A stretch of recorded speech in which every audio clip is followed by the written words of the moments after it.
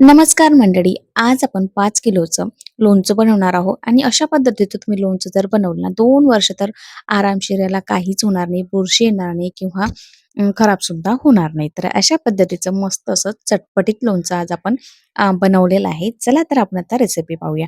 त्यासाठी बघा सुरुवातीला कैऱ्या आणल्या आहे. ह्या बाजारामधून कट करून कैऱ्या आणलेल्या आहेत. त्यामुळे बघा ह्या सुरुवातीला मी चांगल्या याच्यामध्ये जी आंब्याची कोड होती ती काढली होती आणि स्वच्छ धुवून घेतली आणि 2 ते 3 तास हे फॅनखाली छान कैऱ्या सुकवून घेतलेल्या आहेत. आणि त्यानंतर बघा यामध्ये अर्धा वाटी मी हळद घातलेली आहे आणि 1 वाटी यामध्ये मी मीठ घालून घेतलेलं आहे. आता याला मीठ आणि हळद लावून मस्त रात्रभर ठेवायचं आहे. त्यामुळे यामधलं जे पाणी आहे ते पूर्णपणे निघून येतं आणि ही जी प्रोसेस केल्याने काय होते, आपलं जे कैरीचं लोणचं आहे ना भरपूर दिवस टिकतं. अजिबात त्याला पाणी वगैरे सुटत नाही आणि बुरशी वगैरे सुद्धा लागत नाही. तर बघा अशा पद्धतीने मीठ आणि हळद लावून ठेवायचं आहे परत आपल्याला आणि आणि रात्रभर असं ठेवून द्यायचं आहे.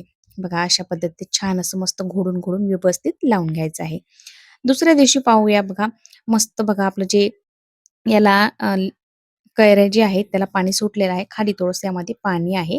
आता व्यवस्थित बघा मिक्स करून घेत आहे आणि एका कापडावरती परत आता थोडा पावसाचा सीझन आहे, तर परत मी बघा आता एका स्वच्छ कापडावरती घातले आणि रात्रभर फॅनखाली अशा सुकवून घेतलेल्या आहेत बघा. अशा पद्धतीने अशा मोकळ्या करून घ्यायच्या आणि फॅनखाली आपल्याला सुकवून घ्यायचे आहेत.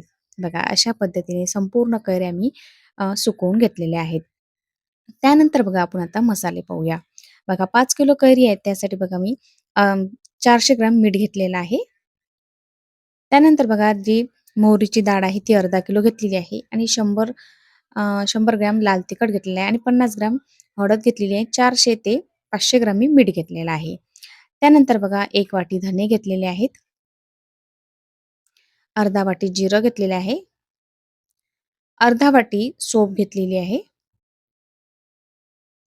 त्यानंतर बघा पाऊण वाटी मी यामध्ये मिरे घेतलेले आहे. म्हणजे 2 ते 3 चम्मच हे मिरे आहेत. 3 चम्मच.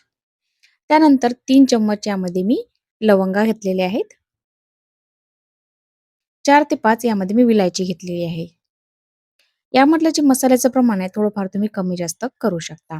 आणि 2 ते 3 चम्मच यामध्ये मी मेथीदाणा घेतलेला आहे. त्यानंतर बघा काही 5 ते 6 लसणाच्या पाकळ्या सुद्धा मी यामध्ये घेतलेल्या आहेत.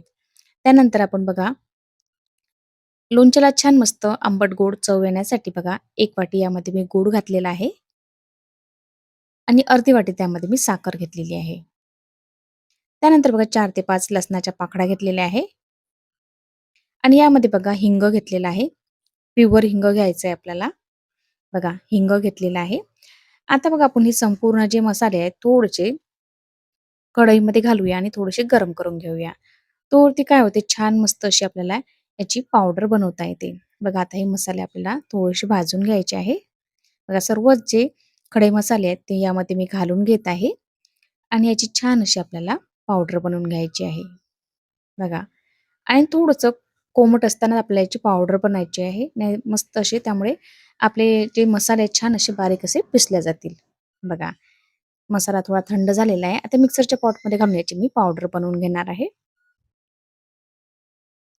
बघा यामध्ये जे मसाले आहेत त्यामध्येच ही आपल्याला ही पावडर जी आहे ती यामध्ये घालून घ्यायची आहे.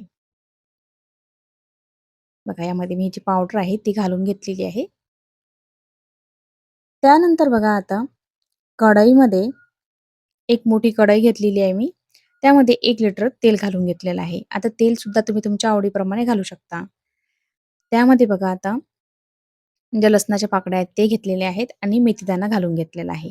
आता यामध्ये तेल तुम्ही सरसोचं वापरू शकता किंवा तुम्हाला शेंगदाण्याचे वापरायचं असेल ते सुद्धा तुम्ही वापरू शकता. तेल थोडं आपल्याला कोमट करून घ्यायचं आहे, थोडंसं गरम करून घ्यायचं आहे आणि संपूर्ण जो मसाला आहे तो घालून घ्यायचा आहे. बघा संपूर्ण मसाला यामध्ये घालून घ्यायचा आहे आणि व्यवस्थित हा मिक्स करून घ्यायचा आहे. यामध्ये बघा लोणच्यामध्ये तिखटाचं प्रमाण सुद्धा तुम्ही कमी जास्त करू शकता. आता मी लहान मुलांच्या हिशोबाने बनवलंय कारण की मुलं सुद्धा माझे खातात. त्यामुळे थोडं मी तिखट कमी घातलेलं आहे. आणि बघा याच मसाल्यामध्ये आपल्याला गूळ आणि ही साखर आहे हे सुद्धा यामध्ये घालायचं आहे आणि व्यवस्थित आपल्याला मिक्स करून घ्यायचं आहे. आता जो हा मसाला आहे आपल्याला संपूर्ण थंड करून घ्यायचा आहे. तुम्ही जर गरम-गरम जर घातला तर आपल्या लोणचं आहे ना खराब होतं, त्याला वास लागतो आणि लोणच्याला बुरशी येते. त्यानंतर बघा ज्या कैऱ्या आहेत त्या बघा सुकलेल्या आहेत छान. पाहू शकता तुम्ही मस्त अशा कोरड्या कैऱ्या झालेल्या आहेत. तर अशा पद्धतीने आपल्या कैऱ्या कैऱ्या छान अशा सुकवून घ्यायच्या आहेत. त्यानंतर बघा आपण जो मसाला केलेला आहे, तो मसाला आपण यामध्ये आता घालून घेऊया. बघा थोडा-थोडा मसाला घातलेला आहे मी. त्यानंतर बघा आपला याच्यामध्ये हिंग राहिलेला होता. तर हिंग 1 ते 2 चम्मच यामध्ये मी हिंग घातलेला आहे. बघा. आता हा हिंग आपल्याला मसाल्यामध्ये पहिले व्यवस्थित मिक्स करून घ्यायचा आहे. बघा मसाल्यामध्ये व्यवस्थित हिंग मिक्स करून घेतलेला आहे. बघा आता संपूर्ण जो मसाला आहे तो आपल्या ज्या कैऱ्या आहेत त्यावरती आपल्याला घालून घ्यायचा आहे आणि व्यवस्थित छान असा मिक्स करून घ्यायचा आहे. बघा पूर्ण ज्या कैऱ्यांना आहे छान असं मसाल्याचं कोटिंग आपलं झालं पाहिजे. बघा छान असं कोटिंग झालेलं आहे आणि व्यवस्थित असं मिक्स करून घेतलेलं आहे. माझ्याकडे लोणचं भरण्यासाठी बघा ही 5 किलोची लोणच्याची भरणी आहे. आता यामध्ये बघा भरणीसुद्धा स्वच्छ पुसून घ्यायची, कोरडी करून घ्यायची. त्यानंतर आपल्याला यामध्ये लोणचं भरायचं आहे. अजिबात त्याला पाण्याचा अंश यामध्ये नसावा. बघा अशा पद्धतीने बघा मस्त संपूर्ण जे लोणचं आहे ते यामध्ये मी भरून घेतलेलं आहे. बघा अशा पद्धतीने मस्त असं लोणचं बनवलेलं आहे. तुम्हाला जर रेसिपी आवडली असेल तर लाईक, शेअर आणि सबस्क्राईब करायला विसरू नका आणि कमेंटद्वारे नक्की कळवा की रेसिपी कशी वाटलेली आहे.